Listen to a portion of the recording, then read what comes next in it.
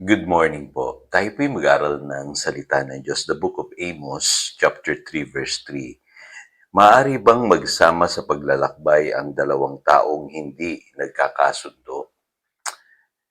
The power of unity in the family.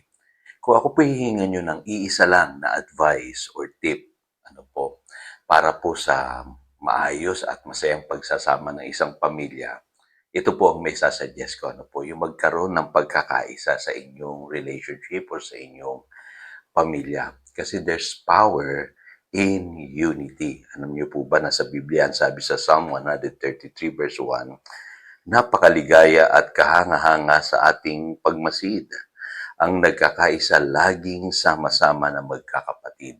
Gustong-gusto ng Diyos yung nagkakaisang magkakapatid o yung nagkakaisang relationship. Binibless niya po yan. Dinadaluyan po yan ng pagpapala ng Diyos. Yung po sinasabi ng Psalm 133.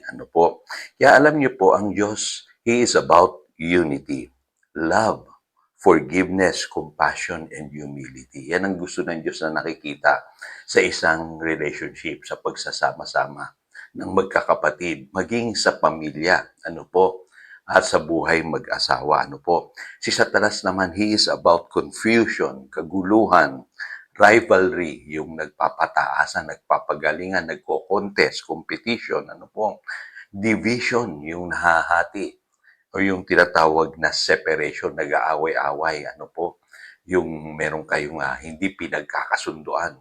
Kaya yung magkakapatid o di kaya yung mag-asawa ay hindi nagkakasundo.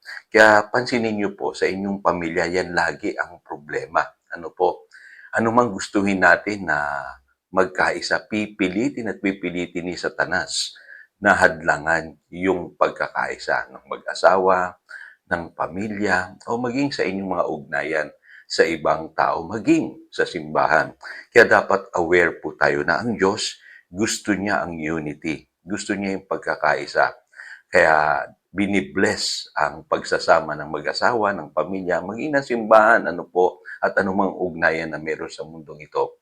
Dahil po yan sa pagkakaisa. Kaya yan po ang advice or tip na maibibigay ko para sa pagsasama ng mag-asawa at maging sa inyo pong pamilya. Kasi malino po ang sabi sa Matthew 12 verse 25, ang bawat sambayang naglalaban-laban ay mawawasak. Anumang samahan, maging bayan, sabi diyan, kaharian, na naglalaban-laban, mawawasak daw yan. So, lalong-lalo na kung sa pamilya, pagka hindi nagkaisa ang mag-asawa, ang magulang sa anak, talagang babagsak po ang isang tahanan. A house divided cannot stand. Kaya dapat po magkaroon ng pagkakaisa. Sabi diyan, make every effort to maintain unity sa Ephesians chapter 4, verse 3. Sabi, sikapin ninyong mapanatili ang pagkakaisa na kaloob ng Espiritu sa pamamagitan ng kapayapaang nagbubuklod sa inyo. Yung pala ang sikreto, mga kapatid, unity. Pagsikapan daw po natin magkaroon ng pagkakaisa. Kasi sabi po sa verse 2, kayo'y maging mapagpakumbaba, mahinahon at matyaga. Magmahalan kayo at magpasensya sa isa't isa. So, makikita ninyo, Hindi palagi nagkakasundo ang tao. Laging may pagtatalunan, laging may pag-aawayan, maging sa mag-asawa. Kaya ang sikreto dyan, pagpapakumbaba, maging mahinahon, maging matyaga, magtyagaan po tayo sa isa't isa, magmahalan, at sabi ng Biblia, magpasensyahan tayo para mabuo po yung pagkakaisa. At higit sa lahat, there must be unity in prayer. Magkasundo po kayo sa inyong panalangin, lalo na sa mag-asawa. Kasi yan po ang sikreto ng pagsasamang maganda.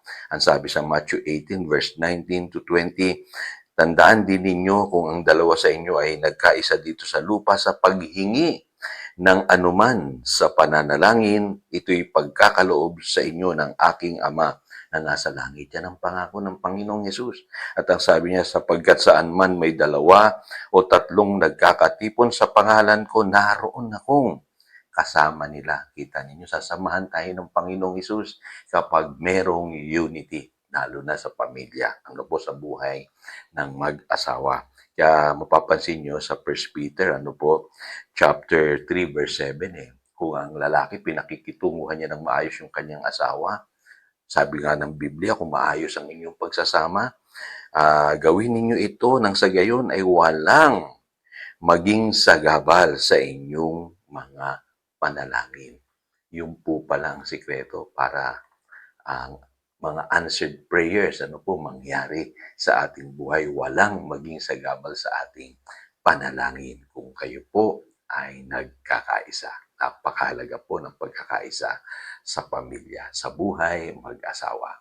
Tayo po'y manalangin, dakilang Diyos, salamat po sa mga katotohanan ito. Baguhin mo po kami.